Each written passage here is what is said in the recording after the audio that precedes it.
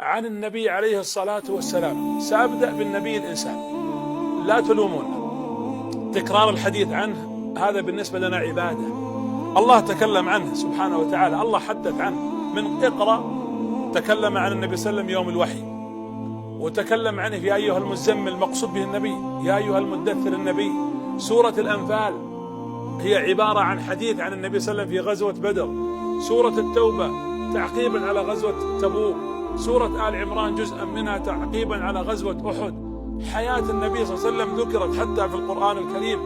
القرآن الكريم تكلم في 2672 موضع عن النبي عليه الصلاة والسلام.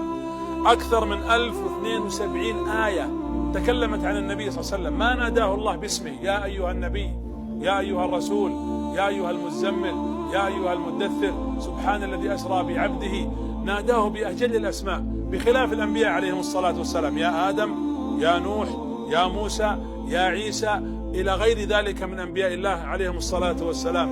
أما محمد عليه الصلاة والسلام لا، 20 سورة تختم بالحديث عنه. الله ذكر حتى أعضاءه، ذكر يده عليه الصلاة والسلام وما تخطه بيمينه، ذكر وجهه تقلب وجهك، ذكر صدره لم يشرح لك صدرك، ذكر الله سبحانه وتعالى كثيرا من صفاته صلى الله عليه وسلم وأعضاءه في القرآن الكريم.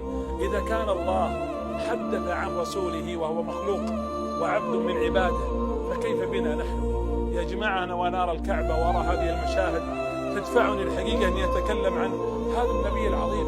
هو الأجمل، هو الأكمل، هو الأفضل، هو الأنبل، هو الأسعد، هو الأرشد، هو الألطف، هو الأرأف، هو الأزهر، هو الأنور، هو الأحلى، هو الأبهى، هو الأزكى عليه الصلاة والسلام. هذا النبي عليه الصلاة والسلام سنتحدث عن سيرته في هذه الحلقات كأنك تراه. واطلب من طلب، أرجوك لا تنظر إلى الضعيف المتحدث بدر المشاري، لكن انظر بعين بصيرة قلبك. تخيل النبي صلى الله عليه وسلم، تخيل أنه هو اللي يحدثك.